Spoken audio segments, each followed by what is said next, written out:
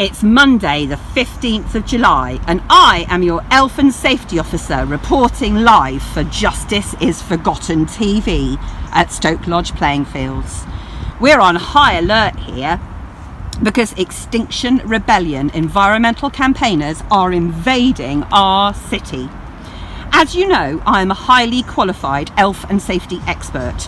Using my extensive training and knowledge, I have identified that there is a high risk of Extinction Rebellion protesters wild camping at these playing fields.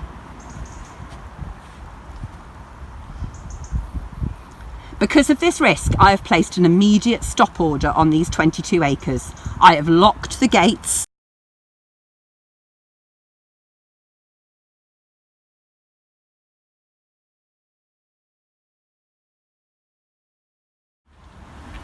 I have locked the gates and also ensured the security of our secondary perimeter.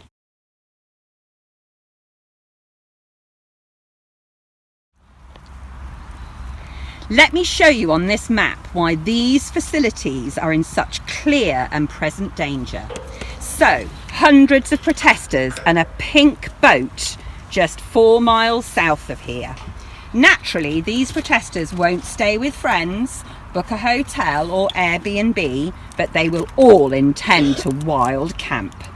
There is no evidence to suggest the rebels would camp in the 110 acres of green open spaces around Easton Montpellier, just as they probably won't camp in the many open green spaces around Redland and Horfield, or in fact near Cottam School's premises itself. As most of the 1,000 acres of open green space found to the immediate south of the city centre is protected by the muddy banks of the Avon, they won't try and camp in spaces like the 850 acres of Ashton Court. It is highly likely, therefore, that Extinction Rebellion will have no choice but to look to the northeast of the city for wild camping. They are likely to have their heads down as they push their pink boat up the steep inclines and they head northeast, so they will miss the 400 acres of the Clifton Downs. So it's highly probable that they're going to head for this facility, the last green space in Stoke Bishop. Yes, there is a high risk that Extinction Rebellion are heading this way and plan to camp at these playing fields.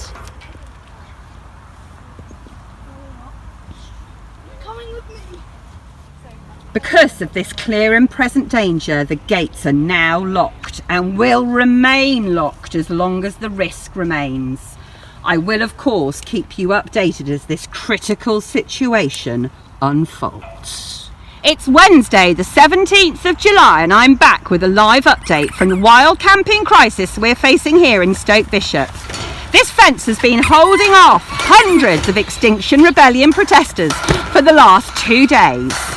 Whilst it's accepted that the protesters are still some 4 miles away, and they have also formally confirmed that they have no plans to come anywhere near this site, the risk remains high and these gates must remain locked.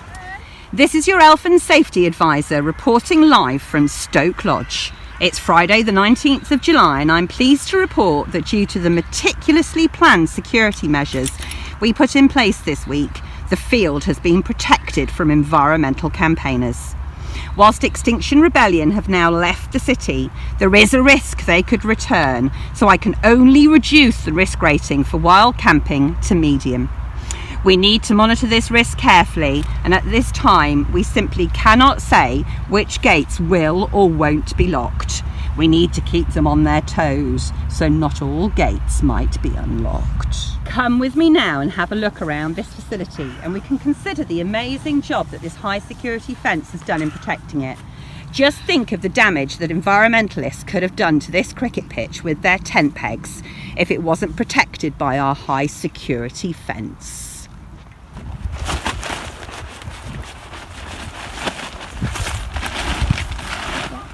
We are now at the Westdean entrance. As you can see, these high quality facilities have been protected throughout this week as the protesters simply couldn't penetrate our high security defences.